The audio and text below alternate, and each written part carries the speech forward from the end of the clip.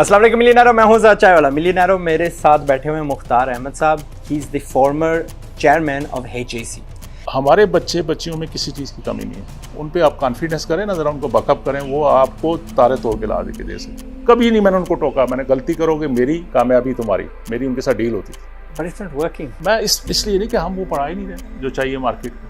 हाँ ये मुद्दे पे आए हैं ना, क्योंकि उसके पास वो स्किल सेट नहीं है जो मार्केट जा रही है। मैं कहता हूँ यार, बिल गेट को कोई एक मैसेज पहुंचा दो कि एक यूनिवर्सिटी बनाओ, वन वर्ल्ड वन यूनिवर्सिटी के कंसेप्ट लेके आओ, ये सारी यूनिवर्सिटियां बंद हो जाएंगी दुनिया में। क्योंकि यूनिवर्सिटियों ने कुछ डिलीवर नहीं किया दुनिया, हमारे यहाँ कम से कम थर्ड वर्ल्ड कंट्री में तो नहीं किया, कि उस रिसर्च का कोई फायदा नहीं जिसका बनी नो इंसानियत को फायदा नहीं। आप क्या कहते हैं, आगे मजीद यूनिवर्सिटियाँ बननी नहीं चाहिए?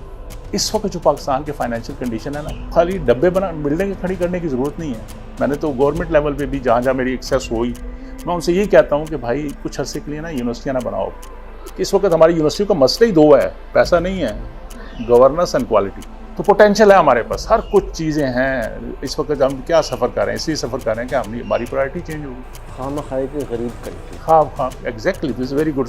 खाम खा की गरीब कंट्री। तो वो जब क्रिएटिविटी तभी आती है कि जब आपके पास ऑप्शन थोड़े से रह जाते हैं। 4 मास्टर किए हुए हैं, 3 मास्टर किए हुए हैं, उनके पास नौकरी 10,000 की नहीं मिलती बेचारों के पास। यार ये बच्चे ज़्यादा, इन्होंने नए दौर में चलना है, वहाँ पे इनको क्वेश्चन कहने हैं। आप क्यों इनको रोकते हो? आप तो टीचर भी स्कूलों में यूनिवर्सिटियों में डांटते हैं कि आप सवाल क्यों करते हो, जब चौके बहुत गलत है। उनके अंदर क्रिएटिविटी, ये जो अंदर है ना वो पारा, वो उसको निकालो, उसको डायरेक्शन दो किसी राइट डायरेक्शन की तरफ, बजाय इसके कि आप उनको स्नब करो। वो शादोले के चूहे बनाते हैं ना हम, सर पे टोपी पहना दिया, सारी इतना रह जाता है। हम कहते हैं ये इंजीनियर बने, ये इंजीनियर बनता। हम कहते हैं ये फौज में जाए, वो कहते हैं मैंने ये काम नहीं करना। और भाई तो इसने जिस माहौल में रहना उसमें ये चीज़ें काम ही नहीं आनी। पेरेंट्स जो कहते हैं ना, वो अपने तजर्बे के हिसाब से कहते हैं। उनको ये अगला दौर का शायद इतना तजर्बा नहीं है। मुझे आज भी मेरा लैपटॉप कुछ गड़बड़ करता है तो मेरा आसान तरीका क्या है, ऑफ करके ऑन करता हूँ, ठीक बूट करे, रीबूट हो जाएगा, ठीक हो जाएगा। मेरी बेटी छोटी, वो उसका मसला जब तक हल नहीं पकड़ेगी वो नहीं, उसको बंद नहीं करती। वो कहती है मैं देखती, इसका ये मसला निकालना है मैंने। ये फ़र्क है जनरेशन गैप जिसको कहते हैं। PhD करनी ही नहीं चाहिए जब तक if you are going in research और टीचिंग। एक चीज़ हमें ये भी समझनी है ना कि जब हम कोई 2 डिफरेंट स्कूल ऑफ थॉट बैठते हैं ना, तो हम एक दूसरे को स्पेस दें और अंडरस्टैंड करके बेस्ट सोल्यूशन निकालने की कोशिश करें। मैं आपसे 100% एग्री कर रहा हूँ कि आज के दिन में इमीडिएट आने वाले दिनों पे जो ज़रूरत है वो स्किल सेट की ज़रूरत है। जिस दिन जो समझ लेना अब इंसान भी या ऑर्गेनाइजेशन भी कि मैं तो कोई मेरे मुकाबले में नहीं, मैं टॉप पे आ गया हूँ, that is the first day of their decline. मैं खुद टीचर हूँ, ये मुझे लोग कहते होते ये स्टेटमेंट ना दिया करो, हम दोनों करप्ट हैं, टीचर भी और इमाम भी। अगर हम ठीक होते तो हमारा माशरा इतना गलत नहीं हो सकता। मैं आपसे इस पर 100% एग्री कर रहा हूँ कि आज के दिन में, आने वाले दिनों पे शायद पीस ऑफ पेपर कोई ना देखे, वो देखेगा कि आपको आता क्या है। अस्सलाम वालेकुम मिलियनेरो, मैं हूं ज़ाद चाय वाला। मिलियनेरो मेरे साथ बैठे हुए हैं मुख्तार अहमद साहब। He is the former chairman of HAC। तो आज मुझे ना रेहान भाई ने एक वो टोर पे लगाया हुआ कि यार आज ना जो HAC वाले बंदे हैं उनसे या दोस्ती कर लेते हैं या उनसे कुछ आज फाइनली बैठ के मुका लेते हैं। तो मैं इनसे आज आई एम स्टूपिडली अस्टाउंडेड कि यार ये भी हमारे जैसे ही सोचते हैं। इनको विजडम आ गई है कि भाई तालीम वो नहीं रही जो होती थी एक ज़माने में। अब उसको HAC होता क्या भाई? चले, थैंक यू जी, बहुत शुक्रिया आपका भी, रेहान भाई, और आपका भी। तो चाय पीजिए, चाय वालों को कह रहे हैं हम। देखें तो HEC basically higher education commission, ये UGC होता था, उसको अपग्रेड करके 2001-2 में 11 सितंबर जब उधर बैंग हुआ US में, हमारे यहाँ HEC बन, ठीक अपग्रेड किया गया और with more power and more responsibility. एक HEC के मल्टी फंक्शन, कंट्रोलिंग बॉडी है, रेगुलेटर बॉडी, बेसिकली रेगुलेटर है, पॉलिसी मेकिंग है in higher education sector, R&D की ट्रेंड सेट करने के लिए किस डायरेक्शन पे रिसर्च करानी है वो है इनकी जिम्मेदारी, और फंडिंग इनका काम है। और इंटरनेशनल लेवल पे लाइजान ऑफिस के तौर पे भी काम करती है, रिकग्निशन ऑफ डिग्रीज, यूनिवर्सिटी नहीं बनानी है उसके लिए क्या रिक्वायरमेंट होती है। तो इस तरह का मल्टी डायमेंशनल इसके काम है। और अल्हम्दुलिल्लाह अप्स एंड डाउन आए, लेकिन उस अदारे ने बड़ा कंट्रीब्यूट किया। इनके अल्फाज में, सॉरी मैं आपकी बात कर रहा हूँ, इनके अल्फाज में जो यूनिवर्सिटियाँ ठप्पा लगा के आपको देती हैं, उन यूनिवर्सिटी के ऊपर ठप्पा ये लगाते थे। अगर इनका ठप्पा ना हो तो उनकी डिग्री मतलब अब इंटरनेशनल लेवल पे हमारी आपस में जो एग्रीमेंट है इंटरनेशनल लेवल पे कंट्री से कंट्री का, वो ये है कि रेसिप्रोकल बेसिस पे कि पाकिस्तान की कोई भी डिग्री को बाहर लेके जाएगा वो कहेंगे HEC से वेरीफाई करवा के लाओ और टेस्ट करवा के लाओ, तो हम टेस्ट करेंगे तो वो मानेंगे।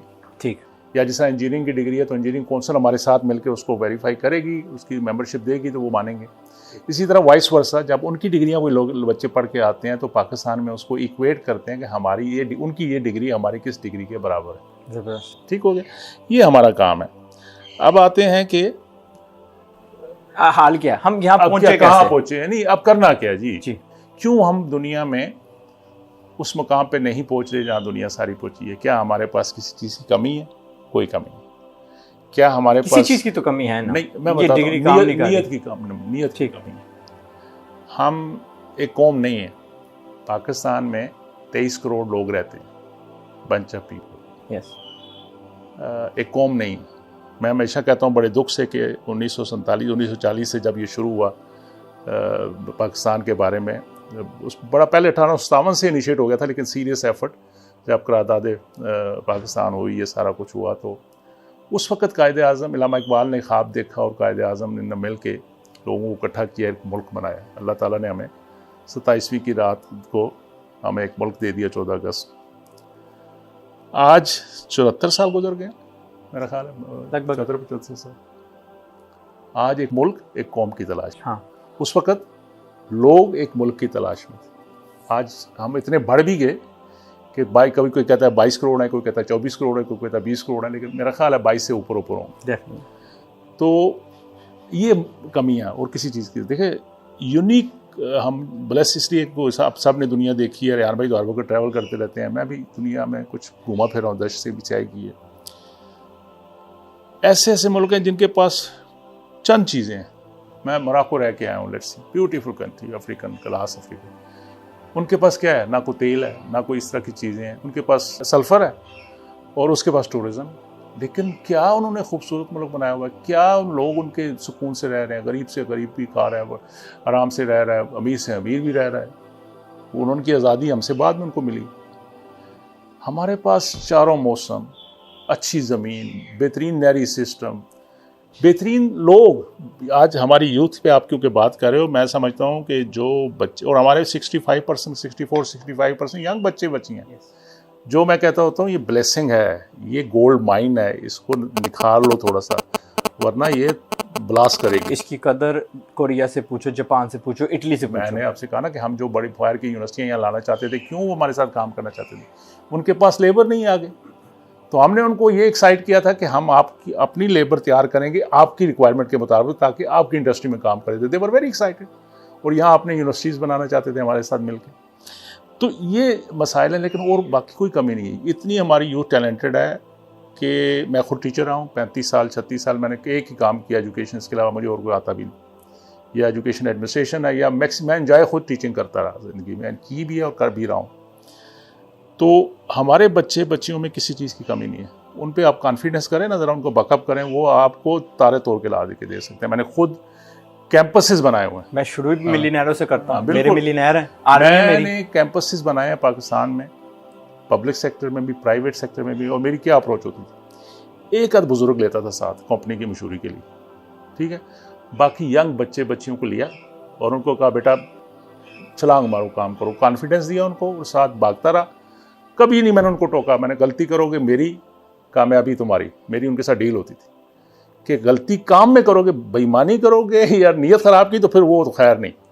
हाँ, काम में गलती हो जाए वो मेरी, अच्छा काम किया वो तुम्हारा, ये मेरी उनके साथ डील होती थी। और अल्हम्दुलिल्लाह ऐसे ऐसे काम हुए कि मैंने ज़ीरो बेस गवर्नमेंट बजट पे कैंपस बना दी और इतना पैसा जनरेट हुआ कि उस यूनिवर्सिटी के आज भी 2 कैंपस जो मैं बना के आया था, वो 60-65% बजट एक यूनिवर्सिटी की, वो दोनों कैंपस चला रहे माशाल्लाह। मैंने एक और कामसेट यूनिवर्सिटी में, जब मैं पहला प्रोफेसर था, मैंने उनका कैंपस वहाँ में बनाया, तो मैंने 10 मिलियन लोन लेके बनाया। मैंने कहा नहीं मुझे लोन दो, हालांकि उन्हीं का बनाना था, मैं अपना नहीं बनाना था। तो मैंने मेरा ख्याल साल में अंदर उनको 12 मिलियन वापस कर दिया था माशाल्लाह। आज भी वो कैंपस उस फाइनेंशियल मॉडल पे चल रहा है। बाकी सारे डेफिसिट होते हैं, वो अभी भी सेल्फ सफिशिएंट है। छोटा कैंपस है, सबको कर्जा भी देता है, दूसरे कैंपस को 5-6। कहने का मकसद ये है कि अगर विल हो ना, अपनी ज़ात से निकलना पड़ता है कोई भी काम करने के लिए। अगर कुछ करना चाहते हैं ना, अपनी ज़ात से हट के आ जाए ना, तो कोई काम इम्पॉसिबल नहीं। अल्लाह ताला ने रखा ही इसलिए सारे काम आपके लिए कि आप उसको तस्खीर करो, पोछो करो, वो हो सकता है आप करना चाहें। तो पोटेंशियल है हमारे पास, हर कुछ चीज़ें हैं। इस वक्त हम क्या सफ़र कर रहे हैं, इसलिए सफ़र कर रहे हैं कि हमारी प्रायोरिटी चेंज होगी। खामखा इतनी गरीब कंट्री, खाम exactly, this is very good. खामखा की गरीब कंट्री। देखो बिजली कोई नहीं, पेट्रोल कोई नहीं, बाकी चीज़ें भी। अब एक ही उसमें एक अल्लाह से दुआ है कि क्योंकि एक न्यूटन का लॉ है ना कि जितनी ज़ोर से मारोगे उतनी ज़ोर से वापस आएगा। तो हम बड़े ज़ोर से गिरे हैं तो ये निकलेगा। अब इस निकलने में जो आप जैसे लोग हैं, ये जो पॉलिसी मेकर हैं, या जो टीचर हैं, जो हमारे उस्ताद हैं, इमाम हैं, पेरेंट्स हैं, उनको एफर्ट करनी चाहिए कि वो अपनी फ्यूचर को वो जो जब बाउंस बैक करे तो उनको किनारे पे ले आए कि दोबारा ना डूब जाए, वरना फिर देयर इज़ नो वे कि we can come out of this. आपने हिस्ट्री में देखा होगा कि एक वक्त था जब हमारे मुसलमानों में अंदलस, इजिप्ट, अपना बगदाद, लोग प्राइड फील करते थे वेस्ट से कि इधर हमारे बच्चे पढ़ रहे हैं, और वेस्ट अपने आप को डार्क एजेस कहता था। yes. हमने क्या किया, हमने वो सारे रास्ते जो हमारे मज़हब ने भी हमें सिखाए थे भूल दिए, उन्होंने पकड़ लिए सीधे सीधे, और उनके दो लोगों ने, कलीसा ने और टीचर ने, उनको कौम बना दिया। मैं खुद टीचर हूँ, ये मुझे लोग कहते होते ये स्टेटमेंट ना दिया करो, हम दोनों करप्ट हैं, टीचर भी और इमाम भी। अगर हम ठीक होते तो हमारा माशरा इतना गलत नहीं हो सकता। तो हमें ठीक होना पड़ेगा, और उसके लिए आप जैसे लोगों को, जो आप एक, मैं इससे कहता हूँ ये जहाद, असल जहाद ही है कि जो आप यूथ को मोटिवेट करके लेके आ रहे हैं। इस बाउंस बैक में प्लीज़ हम सबको मिलकर इनको निकालना है अपनी नेशन, वरना हमारे पास कहते हैं ना, वो कहते होते हैं ना पश्तों में गुंजाइश निश्ता। हाँ ठीक है, तो ये इसको निकालना है। उसके लिए जितनी एफर्ट हो सकती है, जब तक अपनी ज़िंदगी भी हम भी कोशिश कर रहे हैं, आगे भी करते रहेंगे, आप लोग भी आगे बढ़ें और मिलके इसको निकालें इंशाल्लाह। कहाँ आप समझते हैं, मेरा स्टांस है कि इस दौर में ख़ास तौर पे आईटी, जहाँ पे इतनी अपॉर्चुनिटी है कि 2 बिलियन हम कमा रहे हैं, हमारा पड़ोसी 200 बिलियन कमा रहा है, 7 गुना 6.5 गुना बड़ा है, लेकिन 100 गुना ज़्यादा कमा रहा है, गुना, राइट। हम गुनाह में हैं, गुनाह में नहीं। हाँ। तो what we want to do is कि ये अपॉर्चुनिटी में, यानी इंडस्ट्रियल हमने मिस कर दी, हर दूसरी हमने मिस कर दी, इसको हम बहुत लेट एंटर कर रहे हैं, बट अब भी कुछ ना कुछ हम अपना कुछ बचा सकते हैं, अपने आप को बना सकते हैं। तो मैं आईटी के बहुत ज़्यादा पुश करता हूँ। इस दौर में डिग्रियाँ हमारे काम की हैं कि नहीं, मुझे तो नहीं लगती। मेरा स्टांस है कि नहीं है। मैं कहता हूँ आज अपने माँ बाप पे तरस खाएं, आज अपने पे तरस खाएं, यूनिवर्सिटियाँ छोड़ के कुछ सीख लें। देखिए मैं आपको एक चीज़ बताऊँ, कोई भी एक्सट्रीम पोजीशन जब आप रिएक्शन में लेते हो ना जी, उसके अंदर इन बिल्ड प्रॉब्लम होती है। लेकिन आप दुखी हैं डिग्रियों से तो दूसरी एक्सट्रीम पोजीशन ले रहे हैं, क्योंकि you are inbuilt problem लेके जा रहे हैं अपने साथ। दूसरी एक्सट्रीम जो है वो इन बिल्ड प्रॉब्लम उनके अंदर है। हमें ज़रा पीछे हट के ना, स्टेप बैक करके एक सिनेरियो को देख के अच्छी एडवाइस देनी है। डिग्रियां भी चाहिए, खाली डिग्रियां नहीं चाहिए, एजुकेशन वो लेवल चाहिए जिसको पीएचडी कहते हैं या एमफिल कहते हैं या मास्टर कहते हैं। वो क्या है बेसिकली, वो एक सर्टिफिकेशन है कि you have such and such capabilities, या जो कहते हैं ना पर ये काम आप कर सकते हो इस लेवल पे आके, तो वो चेक करने का एक सर्टिफिकेट है basically, nothing else. But it's not working. मैं इसलिए नहीं कि हम वो पढ़ा ही नहीं रहे जो चाहिए मार्केट को। हाँ, ये मुद्दे भी आए ना, जो हम देखें ना इस वक्त, देखें पाकिस्तान में प्राइवेट जो स्टूडेंट बैठते हैं उनके कार्ड देखें ना, एमए फलाना, कुछ और मिनिमम एमए तो होते हैं सबके पास। सही। और जब उनकी शादी का कार्ड छिपता है वो भी लिखते हैं कि साना चाय वाला एमए ताकि ज़रा इंप्रेशन पड़ेगा, लेकिन 10,000 की वो काम नहीं कर सकते। बिल्कुल, क्योंकि उसके पास वो स्किल सेट नहीं है जो मार्केट जा रही है, जो इस वक्त फ्यूचर ट्रेंड है उसमें पास मार्केट वो स्किल सेट नहीं है। इसीलिए मैं हमेशा आजकल कहता हूँ सब लोग मुझे कहते हैं यार ये पता नहीं किसको क्या हो गया, बूढ़ा हो गया बंदा, थोड़ा सा खिसक जाता है पता नहीं। मैं कहता हूँ यार बिल गेट को कोई एक मैसेज पहुँचा दो कि एक यूनिवर्सिटी बनाओ, 1 वर्ल्ड 1 यूनिवर्सिटी के कॉन्सेप्ट लेके आओ, ये सारी यूनिवर्सिटियाँ बंद हो जाएंगी दुनिया, क्योंकि यूनिवर्सिटियों ने कुछ डिलीवर नहीं किया दुनिया। हमारे यहाँ कम से कम 3rd वर्ल्ड कंट्री में तो नहीं किया। हमारे यहाँ भी अच्छे हैं सेंटर ऑफ एक्सीलेंस, ये नहीं है कि हम बहुत बुरे हैं, बहुत अच्छे हैं। पाकिस्तान में उन्होंने काम किया, डिलीवर किया, जिसकी वजह से चीज़ें ग्रो कर रही हैं। लेकिन हम नंबर गेम की तरफ चले गए, पीसेज ऑफ पेपर की तरफ चले गए। कोई छाप के दे रहा है, कुछ पढ़ा के दे रहा है, कुछ पैसे लेके दे रहा है। ठीक है ना, मार्केट में इस वक्त जहाँ समय मिलती ना वहाँ भी डिग्रियाँ मिलती थी। जब मैं होता था चेयरमैन, मैंने पकड़ी थी और मैंने यूनिवर्सिटियाँ बंद कर दी थी इसीलिए बहुत सारी, कि लिटरली जहाँ समय मिलती हैं वहाँ डिग्रियाँ बिक रही थी। कौन सी डिग्री चाहिए, बैचलर की चाहिए, मास्टर की चाहिए, मिलती थी। लेकिन उस सख्ती का मुझे चलें बहुत सारा मैं भुगत रहा हूँ, मेरे पीछे अखबार हैं, मीडिया, इनको पता है, रोज़ मेरे पीछे प्रोग्राम चल रहे होते हैं। मैं अल्लाह का करम है, अंदर से बड़ा सेटिस्फाइंग, अल्लाह ने मुझे मौका दिया था, मैंने कोई नहीं बख्शा किसी को। जो मेरे सामने आया ना गलत काम है, मेरा दोस्त भाई, मैंने कहा नहीं, तालीम के अंदर करप्शन नहीं। तो वो जो वन वर्ड वन यूनिवर्सिटी है ना, कि उसको बेहतरीन नोबल लॉरिएट जिनके ना, क्योंकि दुनिया में जो नोबल लॉरिएट होते हैं ना, वो पता है क्या, यूनिवर्सिटियाँ जिनमें होते हैं वो उनके फर्स्ट एंट्री लेवल की क्लासों को पढ़ाते हैं ताकि उनकी बेस अच्छी हो। हमारे यहाँ बदकिस्मत में ज़रा बंदा एसोसिएट प्रोफेसर नहीं होता, नखरा आ जाता है कि यार मैं बैचलर को पढ़ाऊँगा, पहली क्लास को पढ़ाऊँगा, मैं तो बस रिसर्च कराऊँगा, क्योंकि पेपर छापने हैं, नंबर गेम, अपना CV मोटा करना है। तो उसको चाहिए कि उन लोगों को पिक करे, दुनिया के टॉप नोबल हर फील्ड के, उनसे लेक्चर रिकॉर्ड करवाए, छोटे छोटे मॉड्यूल बनाए मुख्तलिफ स्किल सेट के, उनको ऑन एयर करे अपनी यूनिवर्सिटी के प्लेटफॉर्म से, वहीं से सर्टिफिकेशन भी दे डिग्रियाँ जिसको चाहिए। ऑनलाइन है ही ऑनलाइन। देखें ना, आपको अभी कोविड ने हम सबको शेक नहीं कर दिया। बिल्कुल। बड़े बड़े तालीमी इदारे जो पाकिस्तान के अपने आप को फन्ने खान समझते थे, वो नंगे हो गए जिसको कहना चाहिए इस कोविड की वजह से। मुझे याद है कि हमने ये प्रोजेक्ट HEC में 2000 कब हमने जो वर्ल्ड बैंक का एक मिशन आया था, मिनिस्ट्री ऑफ एजुकेशन ने उनको कहा था कि जी आप HEC के जो मीडियम टर्म डेवलपमेंट फ्रेमवर्क है उसको रिव्यू करें और इनके लिए कोई पॉलिसी बनाएं। तो मैं उसकी बेसिक टीम का मैं भी हिस्सा था, हमने मिल के काम किया और हम उसमें बहुत सा एक वो था TESP, tertiary education support programme के तौर पर 400 मिलियन का हमने वर्ल्ड बैंक से हमें प्रोजेक्ट मिला था, लोन मिला था गवर्नमेंट को। और उसमें की परफॉर्मेंस इंडिकेटर एक मेजर इन्वेस्टमेंट ये थी कि हम ऑनलाइन चीज़ों को करेंगे, हम जिसको कहते हैं स्मार्ट यूनिवर्सिटी, स्मार्ट क्लासरूम का कंसेप्ट है, मैंने उसको आगे लेके चला। और मुझे याद है कि मेरा ख्याल है मैंने 30-40 यूनिवर्सिटी के अंदर ये लॉन्च कर दिया स्मार्ट यूनिवर्सिटी। ओवरऑल पूरी यूनिवर्सिटी को हॉटस्पॉट बना दिया, जितना पैसा था हमने दिया यूनिवर्सिटियों को और उसको हॉटस्पॉट। यार ये बच्चे आप क्यों लैब पे इन्वेस्ट कर रहे हो भाई? अब तो लैब की ज़रूरत नहीं है, हर एक के पास मोबाइल है, आईपैड है, लैपटॉप है, लॉन में बैठे तो काम करें, कैंटीन में बैठे तो काम करें, क्लास में। उसका इतना फ़ायदा हुआ कि जब ये कोविड का पाकिस्तान मसला हुआ ना, तो सिर्फ उन यूनिवर्सिटियों ने क्विक रिस्पॉन्ड किया जिनके पास वो फैसिलिटी थी। उस वक्त मुझे बड़ी इस पर क्रिटिसिज्म होता था कि ये पैसे ज़ाया करा रहा है, ये पता नहीं इसका क्या इंटरेस्ट है। लेकिन मैं रह जाता तो मैंने सारी यूनिवर्सिटियों में कर देना था। फिर मैंने कुछ इससे चाइना से और बाकी लोगों से मिलके मैंने स्मार्ट क्लासरूम का कंसेप्ट लिया है कि मैंने कहा यार उसका मकसद ये नहीं था कि हम सिर्फ शोशा दें, मकसद ये था यार कि आने वाले दिन में ये पढ़ाई इस तरह नहीं होगी जो हम कर रहे हैं कि चाक लेके वाइट मार्कर लेके स्लाइडें बना के पढ़ाएं, कोई नहीं, इस तरह अब लर्निंग ये नहीं होगी। आने वाले दिनों पे दुनिया ऑलरेडी वहाँ पहुँच चुकी है, हम ज़रा 20-25-50 साल पीछे होते हैं। आने वाले दिनों पे आपको रिपोर्ट पढ़ाएंगे, आपको टीचर की वहाँ ज़रूरत नहीं है। इसका मतलब ये नहीं है कि टीचर ज़रूरत ख़त्म होगी, टीचर चाहिए लेकिन उसका रोल डिफरेंट होगी। They are not going to be in front पे नहीं होंगे, वो बैक एंड पे जाके ना वो ब्रेन के तौर पे काम करेंगे, वो गाइड के तौर पे काम करेंगे, रिपोर्ट पढ़ाएंगे, मशीन पढ़ाएगी आपको। उसके लिए हमें अपनी इन्वायरमेंट को इवॉल्व करना था, क्योंकि हमारे टीचर जो एक आ गया, हमारी बचपन में मुझे भी कहते थे कि पढ़ो यार, अच्छी नौकरी करना और किसी पक्की नौकरी करना, ठीक है ना, कि पेंशन वाली मिले। तो वो एक दफ़ा आ गए तो वो तो सुधारे के दामाद हो गए, तो उनको कौन निकाल सकते हैं, बेशक पढ़ाएं ना पढ़ाएं, कैसा पढ़ाएं। तो उनके लिए था कि इनको हम इस तरह का इन्वायरमेंट दें कि उनके ऊपर फोर्सफुल इस तरह की फोर्स पड़ेगी, उनको सर्वाइव करना ही करना तब है जब वो ये सीखेंगे और सिखाएंगे।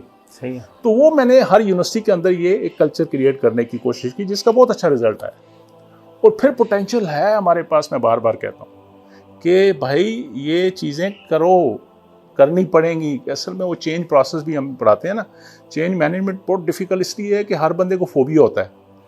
जब याद है जब नया कंप्यूटर आया था, टाइप राइटर जो होते थे ना, जो टाइपिस्ट होते थे, वो सख्त इसके खिलाफ थे कि जी ये बस जुल्म है। उनको ये फोबिया था कि हमारी तो टाइपिंग गई, हालांकि उनको ये नहीं पता कि ये आपकी कन्वीनियंट के लिए यार, उधर तो एक सफ़ा तुम टाइप करते हो, गलती होगी, पहले रेज करके ठीक करते हो, दोबारा टाइप करना पड़ता, या जो मर्जी खेलते रहो।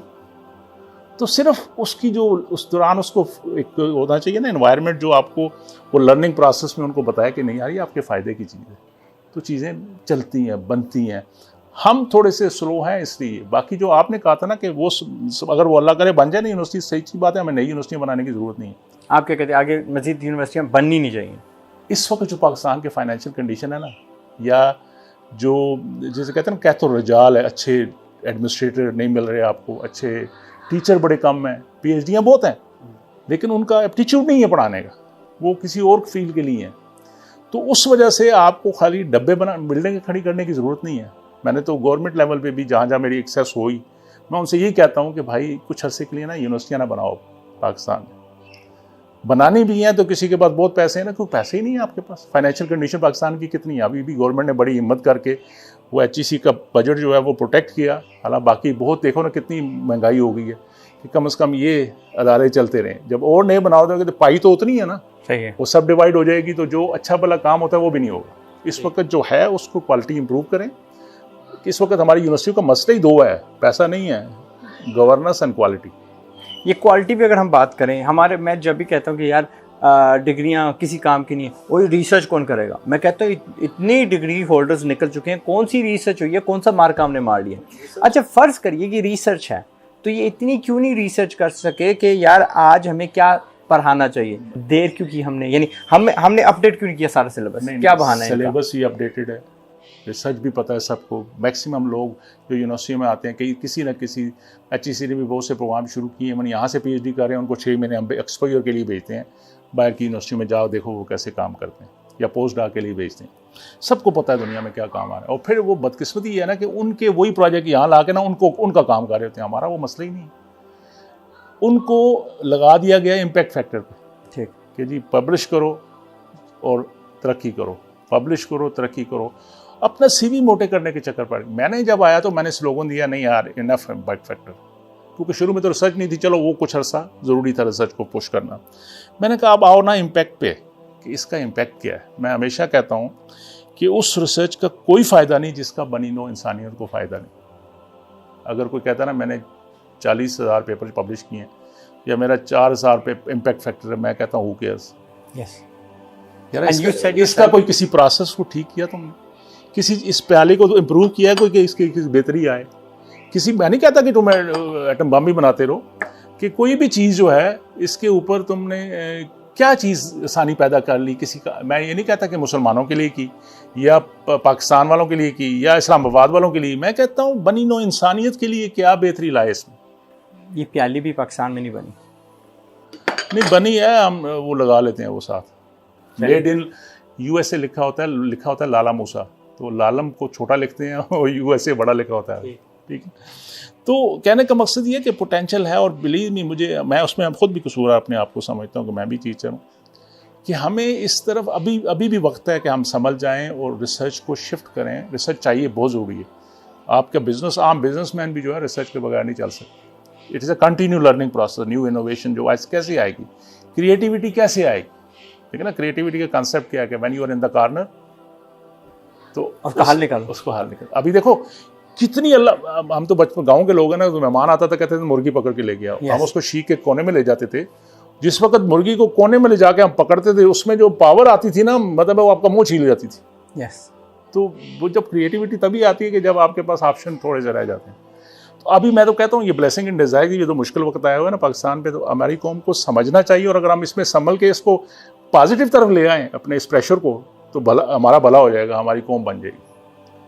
तो यही चीज़ यूनिवर्सिटियों को भी समझाने की है हमारे। और फिर ये भी है कि देखो इस वक्त मैं खुद भी अब कहता हूँ कि इस वक्त हमें डिग्रियाँ तो चलें पैरेलल चलती रहें, चाहिए रिसर्च, आपको मैथ में भी रिसर्च चाहिए, आपको सोशल साइंस में रिसर्च चाहिए, लेकिन जो हमारी यूथ है ना उसको हैंड एंड स्किल की तरफ लाएं। छोटे छोटे आजकल तो टेक्नोलॉजी ऐसी, छोटे छोटे मॉड्यूल्स बनाएं जिससे कोई ना कोई स्किल सेट सीख लें, वो कोई ना कोई हुनर सीख लें। हमने एक प्रोग्राम बनाया था जब मैं आखिरी अपने उस टर्म में था 2017-18 में। एहसन इकबाल साहब मिनिस्टर थे प्लानिंग कमीशन के, तो उनका एक आइडिया था। हमने 1 लाख स्कॉलरशिप का एक PSC 1 जमा कराया था, अप्रूव भी हो गया था। फिर मैं जब चला गया उसके बाद आई डोंट नो उसकी क्या स्टेटस हुआ। उसमें यह था कि जितने लोग, जो मैंने कहा ना कि 4 मास्टर किए हुए हैं, 3 मास्टर किए हुए हैं, उनके पास नौकरी 10,000 की नहीं मिलती बेचारों के पास, उन सबको आइडेंटिफाई करके पकड़ना, लेना और उनको फिर स्किल देना है। किसी को अकाउंटिंग थोड़ी सी सिखा देनी, किसी को जिसका IT बैकग्राउंड है उसको IT की कोई लैंग्वेज सिखा देनी, किसी को लेट्स सी के उसको क्लिनिकल साइकोलॉजी के कुछ कंसेप्ट दे देने, जो ऑफिस वर्क का जो प्रोसेस है उसको वो सिखा दो, तो वो उस पर उनकी 50-50 हज़ार लाख पे नौकरी शुरू हो सकती है, अगर नौकरी करना चाहें, ठीक है ना। तो ये आजकल इसी बेस पे फिर उस वक्त हमने डिसाइड किया और हमने स्किल जो कहते हैं टेक्निकल यूनिवर्सिटी या स्किल यूनिवर्सिटी, या जिसको जर्मनी में फ़ाखशोले बोलते हैं, वो बनाने की कोशिश की। हम दोनों यहाँ पे इत्तेफाक करते हैं। आप कहते हैं कि ऑन अ गवर्नमेंट लेवल आप चाहते थे जो पहले डिग्री कर चुका है वो वापस आए और रीस्किल करे। वो डिग्री जो उसके किसी काम की नहीं, उसकी बात कर रहा हूँ। वही ठीक है, क्योंकि डॉक्टर और लॉयर की तो मैं, और अकाउंटेंट की किसी हद तक मैं अग्री करता हूँ कि ज़रूरत है।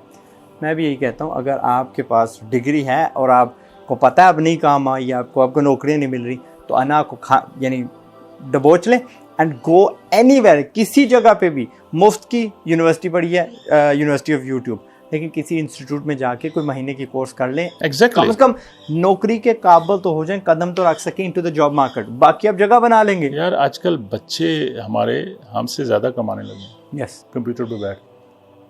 हालांकि उनको हम कहते हैं यार ये भी करो, लेकिन थोड़ा सा ह्यूमन एस्पेक्ट भी डालो, बिल्कुल मशीन ना बन जाओ, वरना तो आजकल के बच्चे जो है ना वो रोबोट की तरह यस जी हाँ, इससे आगे नहीं निकलते।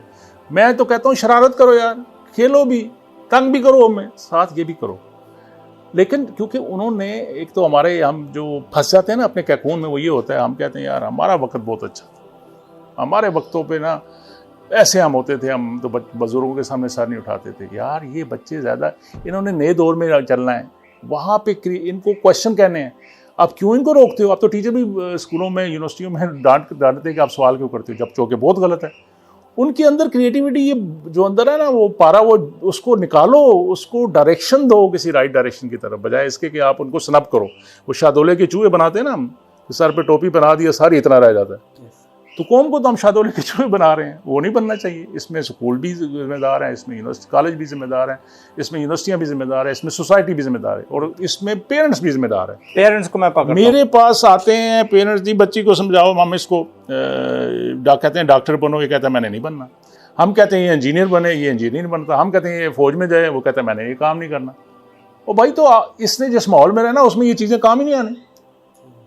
जब अमन हो जाए तो आपको फौज चाहिए, जब वो आपको, जब माशाल्लाह हर चीज़ आपको टेली मेडिसिन आ जाए तो आपको डॉक्टर थोड़े चाहिए, फिर वो वहाँ घर से बैठ के आपको भी कर सकते हैं। और अंबार लगा दिया हमने इंजीनियर्स का, लेकिन हम एक प्लग नहीं बना सकते, एक बाइक नहीं बना सकते। एग्जैक्टली, वो इस टेक्निकल यूनिवर्सिटी का वो आज तक फाइट चल रही है, वो इंजीनियर उनको मानते नहीं। हालांकि उनको मैंने बड़ी कोशिश करके उनकी एक्रेडिटेशन बॉडी बना दी थी टेक्निकल एजुकेशन की, यार ये भी इंजीनियर ही है। मैं भी कहता हूं, बल्कि ये ज्यादा जरूरत है। अब तगड़े इंजीनियर हैं, तगड़े हाथ से काम किया हो ना। मैं टेफ्टा गया, टेफ्टा में मैं आपको बताऊं, वो आपको 6 महीने में असली इंजीनियर बना देते हैं। CNC मशीन्स उनके पास, मिलिंग मशीन्स उनके पास, हर चीज। लेकिन कहते लोग दाखिला नहीं करते, क्योंकि हमको टाइटल इंजीनियरिंग का नहीं देते। वो नहीं, ठीक, मसला हो रहा है क्या, वो उसकी एक्रेडिटेशन बाहर से नहीं करवाते हैं, वही है ना, बॉडी है, वही कह रहा हूँ। वो सिखाते क्या है। अब तो खैर बड़े एडवांस हो गए हैं जी। ये गर्म तार है, ठंडी तार है। अब ये गर्म तार ठंडी तार दुबई वालों को या मलेशिया वालों को कैसे समझाओ? नहीं, इतने बीमारी नहीं है, टेफ्टा ठीक ठाक है। नहीं, टेफ्टा ठीक है। अब जो शुरू में ये शॉर्ट कोर्सेज कराया करते थे, ये एयर कंडीशन के, फ्रिज के, लेकिन वो इतने एक्सपर्ट होते हैं ना, क्योंकि वो तो बिजली की तार को पकड़ के लाइव को छील लेते हैं, इतने एक्सपर्ट होते हैं। लेकिन उनको पता है ये गर्म तार है, ये ठंडी तार है, इससे आगे उनको कंसेप्ट नहीं पता। कसूर साडा है ना। अगर उस गर्म तार वाले को हम यूनिवर्सिटी के अंदर लेके आते और हम जुबान थोड़ी तब्दील कर देते। जो टेफ्टा वाले हैं, ये जो टेक्निकल यूनिवर्सिटी है, उनको मैंने कहा, और ये जो FWO ने बनाई थी अपनी यूनिवर्सिटी न्यू टेक के इस तरह के नाम से मेरा ख्याल है, उन्होंने बेहतरीन ये काम किया कि सबसे पहले उनको जर्मनी में मैंने कहा जाओ उनका सिस्टम देखो, और फिर उनकी जो इस वक्त एक्रेडिटेशन बॉडीज़ हैं उनके साथ मिलके पहले इसको स्टैंडर्डाइज करो, ताकि दुनिया में आपकी उस सर्टिफिकेट या उस स्किल की रिकग्निशन हो।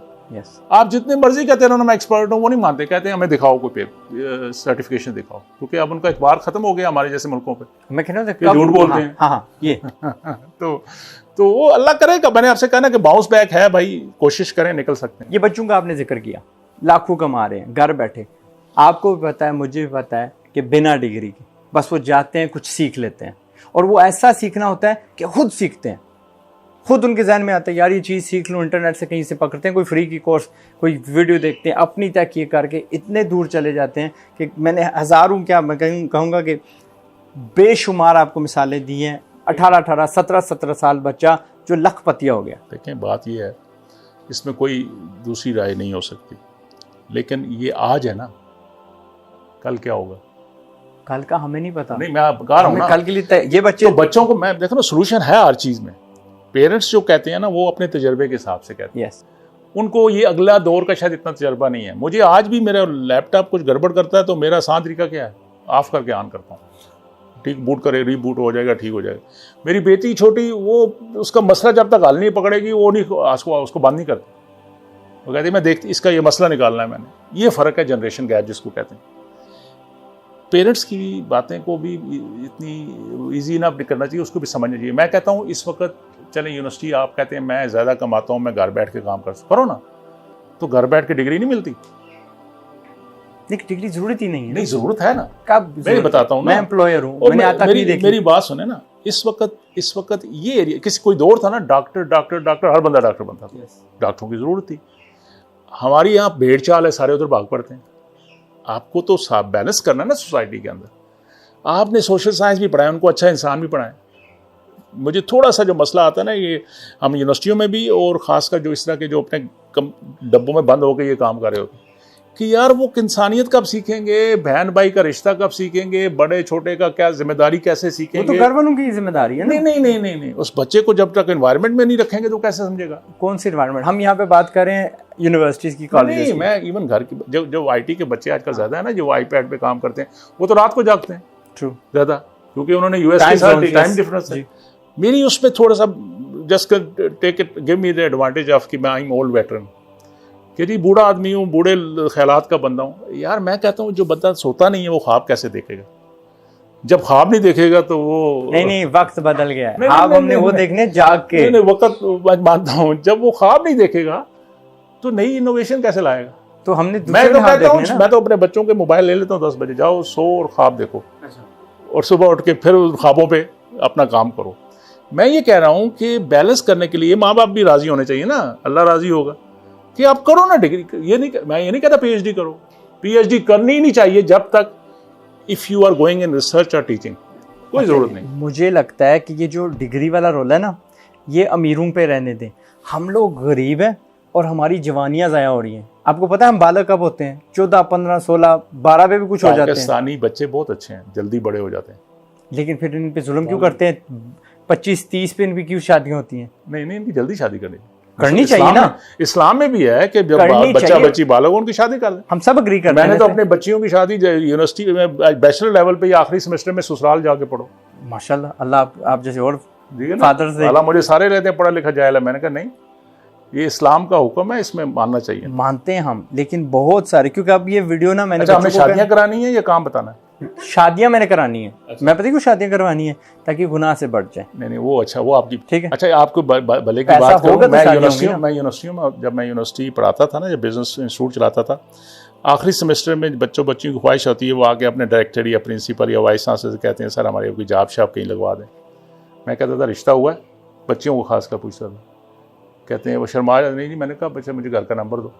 मैं उनके वालिदैन को फ़ोन करता था, बच्ची को आगे पढ़ावाना है या जॉब करवानी है? वो कहते जी जॉब करेंगे। ताकि मैं कहता था रिश्ता है इसका, मुझे कंफर्म करो कि रिश्ता हो गया, मैं जॉब करा दूँ। इसका क्या? और मैंने शादियां करा के उनको नहीं, देखो हमारा अपने वो कहते हैं ना, think globally but act locally. ठीक, आपको अपनी लोकल एनवायरनमेंट का भी देखना है। वो आपने अभी जो बात की ना, इस्लाम में शरअ में है कि गुनाह से बचने के लिए टाइम पे शादी होनी चाहिए, एक ये रीज़न है। दूसरा हमारा माशरा है, जनाब हमारा चाय वाला साहब भाई बड़ा स्मार्ट है, खुद बेशक 30 साल के हो जाएंगे, शादी नहीं की होगी अभी तो, अल्लाह की में लगता है आपने शादी की हुई है, चलो शाम। तो वो जब शादी करेगा वो कहेगा थोड़ा सा टीनेजर मुझे मिलनी चाहिए। ठीक है यार, वो बच्चियां बेचारी जो पढ़ाई की तरफ डाल दी थी हमने, उनके तो सफ़ेदी आ गई बालों में। तो आप भी कहोगे आपके बेशक सारे बाल सफ़ेद हों, तो एक सफ़ेदी नजर आएगी, आप कहेंगे नहीं मैं मुझे कोई दूसरी बच्ची दिखा। माँ बाप भी कहते हैं ना कुड़ी सोहनी होनी चाहिए, मुंडा हमें पावे हो जाओगे। ठीक है, तो वो बैलेंस करने के लिए टाइम पे उनकी कराएं और उनकी मैच मेकिंग करवाएं, ये भी जिम्मेदारी है इस माशरे की, ताकि ये बुराइयां ख़त्म हों। जब हम बात कर रहे थे कि किस तरह चलें, मेरी अप्रोच होती है कि बैलेंस लेके चलें। हम जो जिन्होंने डिग्रियां की हुई हैं सो कॉल, क्योंकि हमने पढ़ा हुआ है कि जी keeping one thing constant, if you do this you will get this result. Science के जो न्यूटन के लॉ, दूसरे लॉ के अगर प्रेशर कायम रखें, टेम्परेचर इस तरह रखें, ये करेंगे तो ये होगा। दुनिया में नथिंग इज कांस्टेंट। आपकी एज भी बढ़ रही है, आपकी बाकी चीज़ें भी हो रही हैं, आपकी फैमिली भी कोई जा रहा है, कोई नया आ रहा है, ठीक है ना। तो दुनिया में कोई चीज़ कांस्टेंट नहीं, इसलिए मैं कहता होता हूँ कि आपको प्रायोरिटी अपनी फिक्स करके कंटिन्यू मूव करना है। मूवमेंट में लाइफ है, बेसिकली चलता पानी साफ होता है ना, तो ये आपकी लाइफ है। बिल्कुल आप ठीक कहते हो।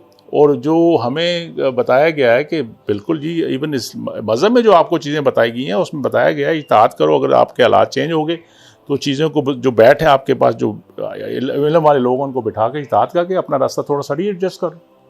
तो ये भी है, आज वक्त है कि आज आपको, मैं अपनी मिसाल आपको दी थी ना कि जब मैंने PhD भी की, साथ बिजनेस भी पढ़ा, तो यूनिवर्सिटी में उस वक्त ये I am talking about 90s में ना, अर्ली 90s में कैलिफोर्निया में यूनिवर्सिटी में फ्रेश PhD को $28,000 एनुअल पे जॉब मिलती थी कि यूनिवर्सिटी ज्वाइन करेगा फ्रेश PhD तो उसको 28,000 या $29,000 मिलती थी।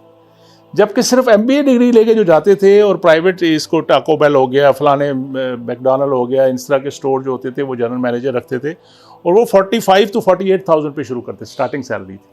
अब मास्टर डिग्री 3 टाइम पे चली जाती थी और PhD, लेकिन PhD तो सिर्फ एक, तो देखो ना, कमाना या लाइवलीहुड अपनी गुजारनी is one outcome of the your effort to get an education.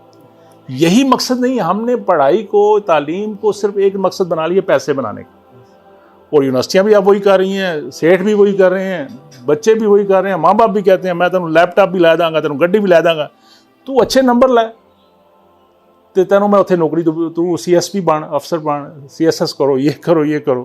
तो भाई ये लाइफ नहीं, ये ज़िंदगी नहीं, अगले आने वाले दिनों पे ये प्रायोरिटीज़ नहीं देनी। आज तो मिलती भी नहीं है ना, ओवर सप्लाई हो गया इन सब नहीं, को। मैं आ रहा हूं ना।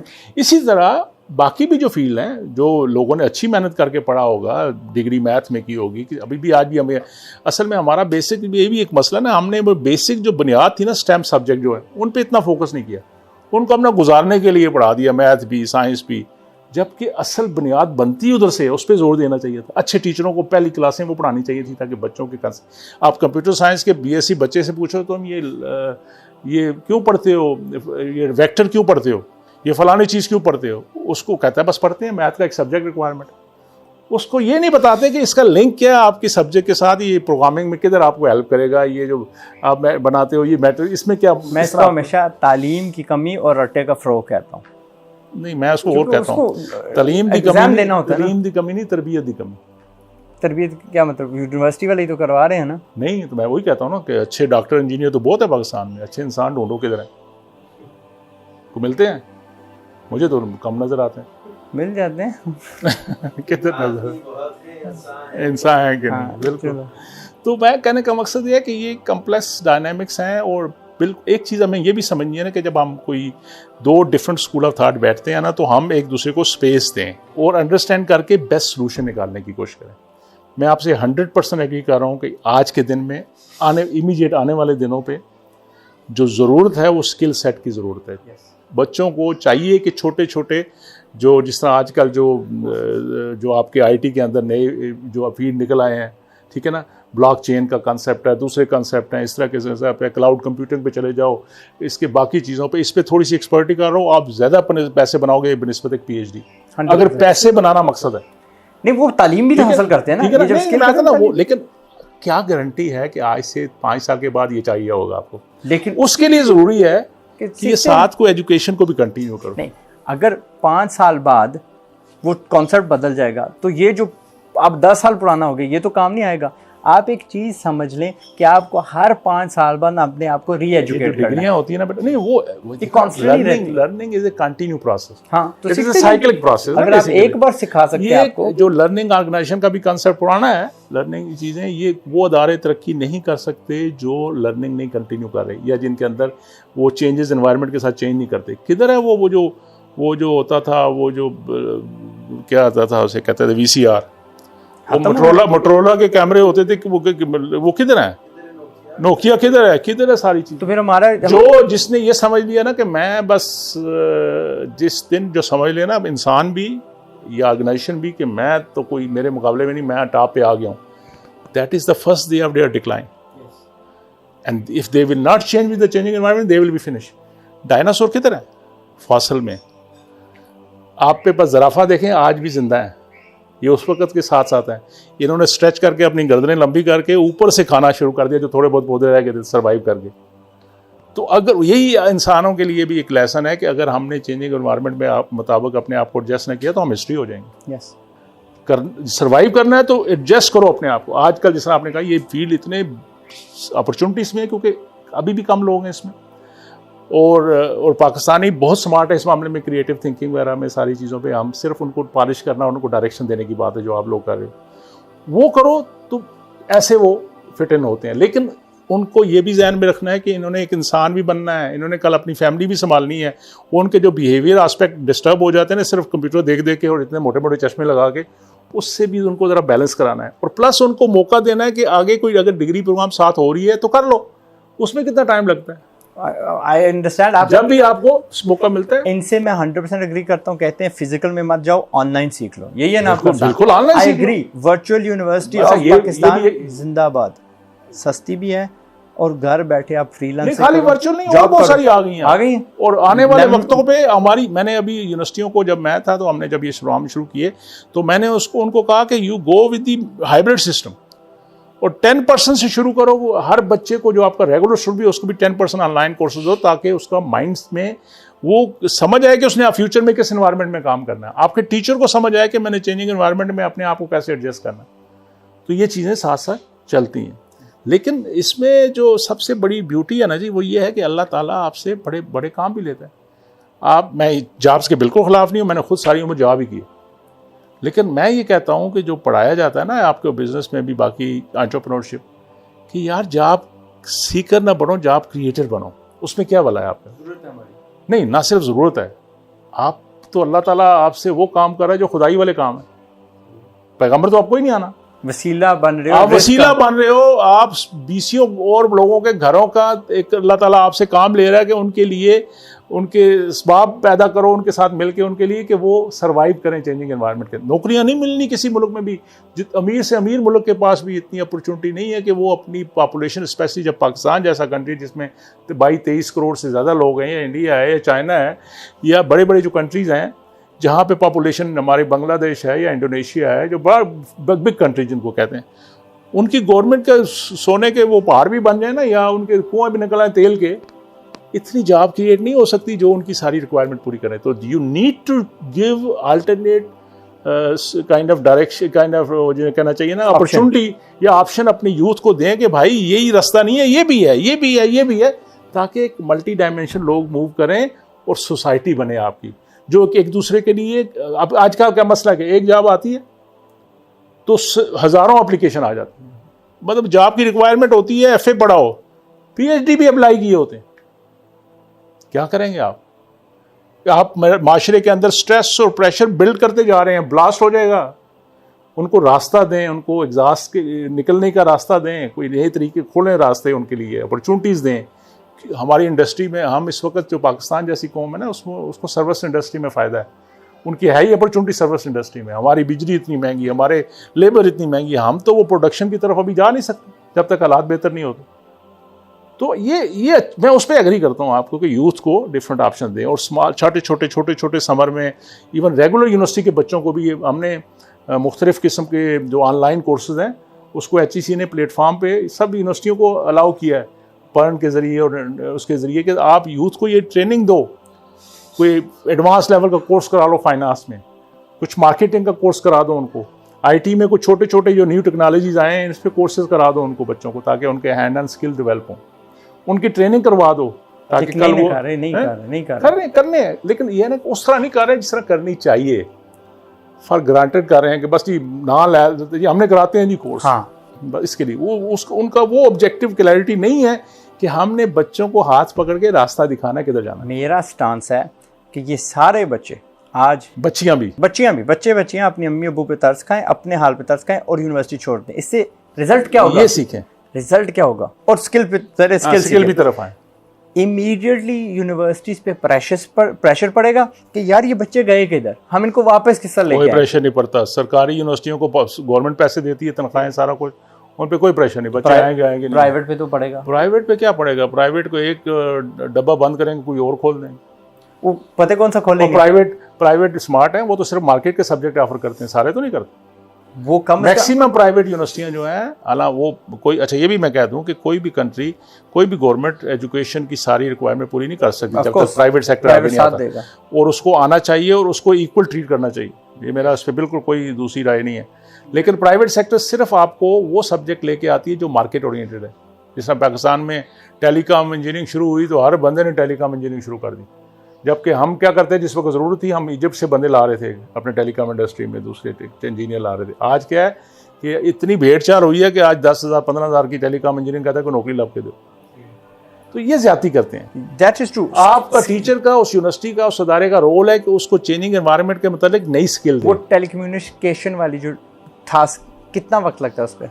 किस पे? वो जो आपका स्किल था, वो डिग्री कितना वक्त लगता है? नहीं, डिग्रियां तो देखो ना, बैचलर 4 साल की, 4 साल, मास्टर 1.5 साल की, 1.5 साल, उसके बाद पीएचडी सिर्फ उनको लोगों को करनी चाहिए। नहीं, अगर हम मास्टर तक देखें या हम नहीं, बैचलर भी काफी, बैचलर काफी है। 2 FA के 4, ये 6 हो गए ना। कोई दूसरा स्किल ये जो असल में सीखने पड़ जाते हैं, अगर एक्स्ट्रा डिप्लोमे में हमारी आवाम को समझ आ जाती है कि मुझे काम से करते हैं, तो 6 महीने में ही सीख जाते हैं। मैंने अर्ज किया ना, और 6 महीने ये कितनी बार अपनी जिंदगी में दोहरा सकते हैं, बार बार 6 साल नहीं दोहरा सकते। देखो, जो आपने बाहर देखा होगा सब ने, जो यूनिवर्सिटियां वहाँ काम करती हैं, जो तरक्कियाँ की हैं, जो चांद पे पहुँचे हैं ना, वो शॉर्टकट के ज़रिए नहीं पहुँचे। उन्होंने ज़िंदगियाँ वहाँ लगा दी, बाबे बूढ़े हो गए, वो अपने उस एरिया से आगे पीछे नहीं हटते। हमारे यहाँ है कि हम यूनिवर्सिटी में जाते हैं ना, या कुछ काम कहते हैं ये तो हो गया ना, आप कोई और काम ढूंढें, ठीक है। वो दूसरे अपना काम पे फोकस करना चाहिए। एजुकेशन की बेस बुनियाद ये 4-6 साल ज़रूरी हैं। इसके बाद इस दौर में नहीं ना, सुनो तो सही ना, इस दौर में भी हैं, लेकिन उसके साथ साथ आपको, मैंने आपसे कहा ना कि मेरे पास बच्चे इवनिंग पे पढ़ते थे, दिन को काम करते थे, माशाल्लाह। ठीक, ये मैं पुश कर चुका। बिल्कुल, ये बड़ा ज़बरदस्त मॉडल है। क्योंकि किसने कहा आपसे कि आप 12 घंटे सोएं या 16 घंटे 14 घंटे सोएं? यार 6 घंटे बेहतरीन नींद है, ठीक है ना। आप जो है ये बैलेंस कर सकते हो। मैंने खुद एक सुबह PhD करता था, शाम को बिजनेस स्कूल में जाकर बिजनेस डिग्री पढ़ता, और साथ बच्चे भी, घर में बच्चे भी थे उधर, वहाँ पे मेरी बेटियाँ वहाँ पे पैदा हुई, वो फैमिली भी संभालना होता था, दोस्तों को भी आते जाते थे, सोशल गैदरिंग भी होती थी, सारे हम फैमिली हाउसिंग में, सब बैलेंस करना पड़ता है। करते हैं, किया है मैंने, वहाँ लोग भी करते हैं, मुझसे ज़्यादा करते हैं। मेजॉरिटी ये बच्चे अपनी अम्मी अब्बू को खुश करने के लिए डिग्रियां कर रहे हैं, इनको समझे वहाँ पे वो ये भी एक एक्सट्रीम है ना। मैं आपको अपनी एक फैमिली की मिसाल दूँ। एक बच्चा बड़ा जीनियस था, उसके बाप माँ की ख्वाहिश थी कि ये डॉक्टर बने, उसने बड़ी जिद लगाई, मैंने नहीं बनी। बाप ने कहा, मैं अमेरिका होता था, उसने कहा मैं पैसे भी दूंगा, सब कुछ दूंगा, उसको भेजा पढ़ने के लिए। उसने चाइना से PhD डिग्री की, पाकिस्तान आया, बाप से कहा आपने मुझे हुक्म दिया था, ये डॉक्टर की डिग्री है, MBBS की, सॉरी, उसने डॉक्टर की डिग्री दी और फिर चला गया। और 2-4 साल बिल्कुल मुड़ के आया ही नहीं, वहीं कुछ पढ़ाता रहा स्कूल किसी में। फिर बाद में आया तो बात उसको भी समझाया, उसके अब्बा को भी समझाया कि तुम दोनों एक्सट्रीमिस्ट हो। बाबा, मुझे बचपन में, मेरे वालिद साहब वेटनरी डॉक्टर थे, मुझे बचपन में लोग डॉक्टर कहते थे, बचपन में डॉक्टर, मुझे नाम ही बुलाते थे डॉक्टर। और फिर ये भी हुआ कि FSC के बाद मुझे डॉक्टर, मेरा एडमिशन भी हो गया मेडिकल कॉलेज। मेरे उसी साल मेरे फादर की डेथ हुई, मैं फैमिली में बड़ा था, मैंने कहा मैं नहीं पढ़ता, मैं 5-6 साल फैमिली पे क्यों डिपेंडेंट हूँ, मेरी बहनें थी 6 मेरे साथ। तो अब जो उस वक्त मेरा पूरा बैच जो था वो सारे डॉक्टर बने। मुझे कई दफ़ा मिलते हैं, मुझे कहते हैं तो हमसे अच्छा रहा, डॉक्टर बन गया, लेकिन रहा भी अच्छा हमसे कि आपने इतनी डाइवर्सिफाई, आप अल्लाह ने मेहरबानी की, मैं फेडरल मिनिस्टर लेवल पे भी रहा, चेयरमैन रहा, डिप्टी डायरेक्टर जनरल रहा, हर किस्म के। और सबसे इम्पॉर्टेंट कि अल्लाह ने पैगम्बरों वाला काम लिया, प्रोफेसरी का। मैं तो उसको वो सवाब समझ के, जिस तरह एक हदीस है ना कि रसूल पाक सल्लल्लाहु अलैहि वसल्लम एक साहबी के घर के, उन्होंने कहा ये क्या बनाया रोशनदान, किस लिए? उन्होंने कहा इससे हवा आएगी, रोशनी। उसने कहा काश तुम कहते रसे अजान की आवाज़ आएगी, तो रोशनी तो हवा तो आनी थी, सवाब भी मिलता और वो भी होता। तो मैं तो थोड़ा सा शेख भी हूँ, तो उधर भी ठीक करता हूँ कि नहीं हम प्रोफेसरी कर रहे हैं, अल्लाह की ताला की तरफ से हम जो हमें मिला हुआ है, ये पैगम्बरों वाला काम वो कर रहे हैं और हमें सवाब भी मिलता है। और बिल्कुल मेरा ईमान है कि मिलता है। आप अगर बच्चों को, अगली यूथ को अच्छी तरबियत देते हो, अच्छी ट्रेनिंग देते हो, अच्छी अपॉर्चुनिटी, एजुकेशन देते हो, तो इससे अच्छा नोबल प्रोफेशन कोई नहीं। तो ये चीज़ें इंसान को साथ साथ लेके चलनी है। फिर कहता हूँ नथिंग इज़ कांस्टेंट, और ख्वाब देखना चाहिए, अच्छी चीज़ें मांगनी चाहिए। हमारे बच्चों को ख्वाब देखने की अपॉर्चुनिटी नहीं ना देते। क्यों नहीं देता? माँ बाप नहीं देते। वो क्या कहते हैं, तूने फौजी बनना है, तूने डॉक्टर बनना है, तूने इंजीनियर बनना है। वो उनकी, देखो ना, उनकी ब्रॉट अप उस एनवायरनमेंट में हुई है ना। तो मैं क्या चाह रहा हूँ, तो आप बड़े हैं ना, बच्चों को चाहिए कि माँ बाप को भी चाहिए कि बच्चों को दोस्ती के साथ दोस्त समझे, Yes. उनको ये ना समझे कि ये हमारे कोई वो है। इसी तरह बच्चों को चाहिए कि बेअदबी नहीं करनी, बेअदबी कभी नहीं करनी, बदतमीजी नहीं करनी, कभी लेकिन you have the right to argue. Yes, sir झुका के जो मर्जी कहो। नहीं सर, ना आंखों में आंखें डाल के बात करो, ना, अदब ना, से, ना, ना, ना, अदब से, वो अदब से भाई। आदब। बच्चों को सिखाओ कि तुमने अदब से, लेकिन जरा आंखों में आंखें डाल के, बाबा ये चीजें 2 + 2 6 भी हो सकते हैं, उनको बताएं। और माँ बाप समझते हैं, माँ बाप अपनी तरफ से पूरी कोशिश करता है कि वो, क्योंकि माँ बाप की कोशिश क्या होती है, जिस तरह नहीं वो मुर्गी अपने बच्चों को सीख के परों के नीचे रखती है, वो उनको परों के नीचे रखती उनकी बेहतरी चाहते हैं आखिरकार, बेहतर। क्योंकि ये कॉन्सेप्ट सिर्फ माँ बाप को पता है, उनके ज़माने में ये चलता था। बस मैं ये कहता हूँ है। कि जब उनसे पूछो ना जिसके माँ बाप नहीं है, हमसे पूछो कि मेरे तो अब्बू जल्दी फोत हो गए थे, अम्मी मेरी जब से फोत हुई है, सच्ची बात है, चपेड़ें पड़ती हैं, बाहर निकलते हैं, कुछ पता लगता है कि पीछे कोई चीज़ मिसिंग है। तो बच्चों को भी यही सिखाना है कि बाअदब हों, बानसीब होंगे, लेकिन और हमारे मज़हब ने इवन शादी के मौके पे भी हमारे मज़हब ने बताया कि बच्चों की मर्जी ज़रूरी है। वली की आपकी उसकी मर्जी भी चाहिए, लेकिन जिसकी शादी हो रही है बच्ची से मर्जी हैज टू बी इन्वॉल्व। इसी तरह बच्चों को उनके कैरियर में भी ना उनकी मर्जी पूछना चाहिए। मेरे पास लोग आते थे ना, सर अच्छा कह रहा है, किस चीज़ का फ्यूचर है। हाँ बस मैं कहता थोड़े जमन का फ्यूचर नहीं सी, तुसी कहने की पूछते हो किस का फ्यूचर। सही है। ओ बाबा, you need to excel in that field and you always have the opportunity। अगर आपको अच्छी जो लगती चीज करो अपनी खुशी से करो, उसमें एक्सेल करोगे, और जब एक्सेल करोगे, जब टॉप पे होगे, तो always seat available for you. हाँ, ये है कि फॉलोअर बनोगे तो फिर नालालई में गिरोगे, तेरी किस्मत है भावे समुंदर में गिरो। तो बच्चों को अहमियत देनी चाहिए, बच्चों को समझना चाहिए, बच्चों को भी समझना चाहिए, पेरेंट्स को भी समझना चाहिए। ताली दोनों हाथों से बजती। ये ना फोर्स करें कि तू डॉक्टर ही बनना है, तू फौजी बनना है, तू इंजीनियर बनना है, तू CSP अफसर बनना है। नहीं, बच्चे से पूछे तू क्या चाहता है, और फिर उसको बताओ कि बेटा इसका ये प्रोज का आना है, इसका ये प्रोज का आना, अब now you make it decision. Yes, this should be the way. तो बच्चों को भी समझना है, पेरेंट्स को भी समझना है, और पेरेंट्स ने हमेशा बच्चों की बेहतरी के लिए पुश करना है ना, तो बैलेंस करवाएं। लेकिन मैं आपसे इस पे 100% एग्री कर रहा हूं कि आज के दिन में, आने वाले दिनों पे शायद पीस ऑफ पेपर कोई ना देखे, वो देखेगा कि आपको आता क्या है। डेफिनेटली ये नई इकोनॉमी है और हमने इसमें रहना है। बिल्कुल रहना, हम इसको बदल नहीं सकते, दुनिया हमारे लिए नहीं बदल सकती। रहना चाहिए, और हमें स्पेस क्रिएट करना चाहिए।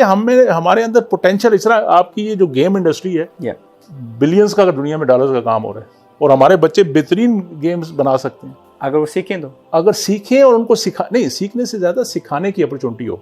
सिखाने की अब कहाँ रह गई है। आप तो यूट्यूब पे देख लेते हैं, हम हमारे बच्चियां खाने उधर यूट्यूब पे देख देख के बना रही होती, ठीक है ना। अब तो कोई नहीं, माँ या दादी समझाएगी। मेरा शेफ इसका उसने आया था, कहते मैं कुछ ना कुछ बना लेता हूँ, मुझे महीना दे, मैं यूट्यूब पे देखते कि आपको, एंड इट वर्कड अल्हम्दुलिल्लाह। बल्कि ऐसे ही होता है।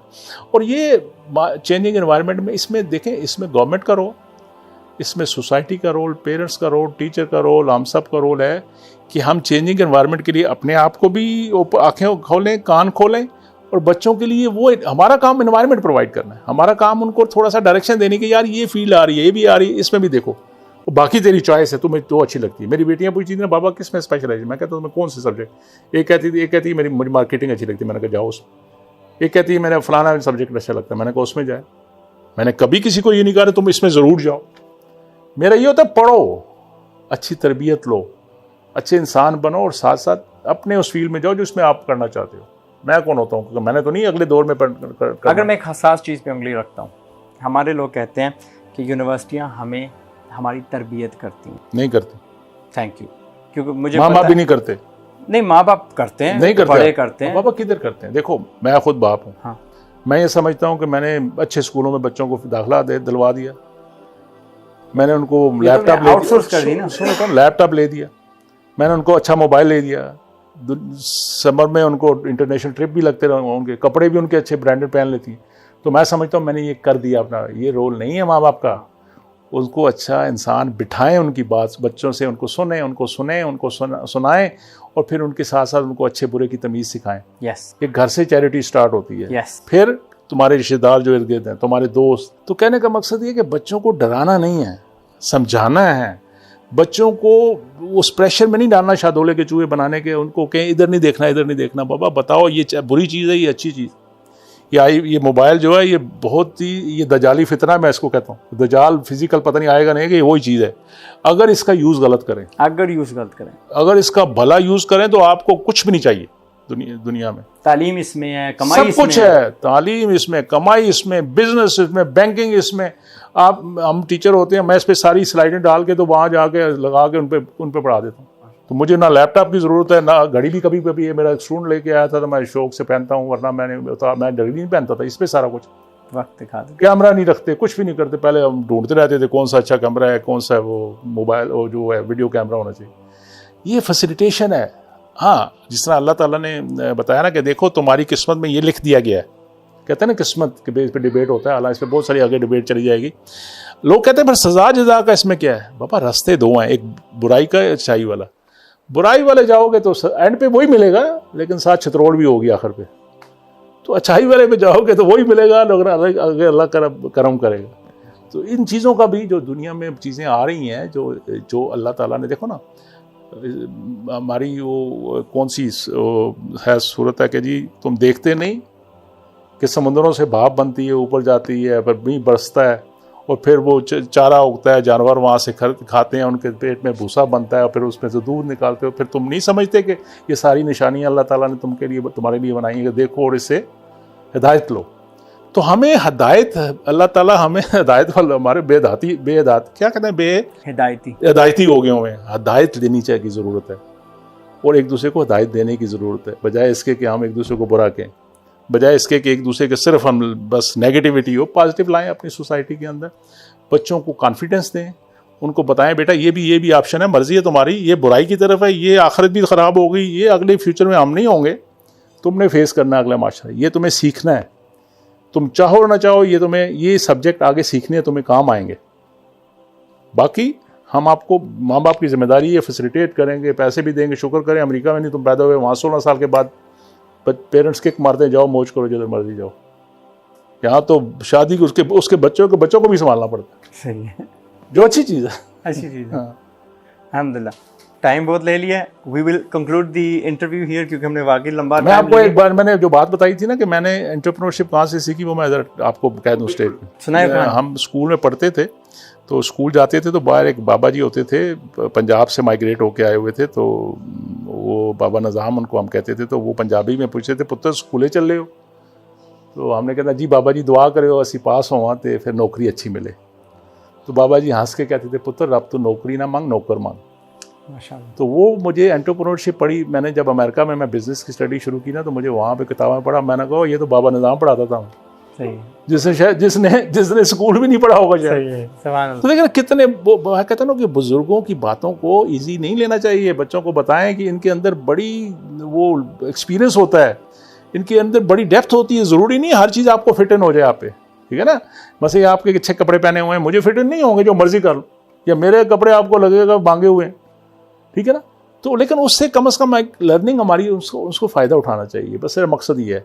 और प्लीज़ अपने आप पे बिलीव करना सोचें, पॉजिटिव थिंकिंग करें। और मेरी सबसे गुजारिश है अपनी पूरी कौम से भी, पेरेंट्स से भी, टीचर से ख़ासकर, सोसाइटी से, इमाम से, तो खुदारा डेढ़ की मस्जिद से निकलें, एक कौम बने और अपनी यंग जनरेशन को, जो बहुत बड़ी यंग जनरेशन पाकिस्तान में बनी हुई है, लकी हैं हम कि हमारे पास यंग बच्ची हैं, इनके अंदर बहुत पोटेंशियल है, इनको अच्छी ऑप्शन दें, इनको अच्छा इंसान बनाएं, तो पाकिस्तान किसी से कम नहीं है। बड़ी ज़रहेज़ है ये मिट्टी, ज़रा नम तो हो ना, and sky is the limit. Yes, जज़ाकल्लाह खैरन, thank you very much for your time, thank you much for the food and everything. Thank you. इससे पहले कि गुर्बत से बर्बाद हो जाओ, कोशिश है मेरी कि तुम भी आज़ाद हो जाओ।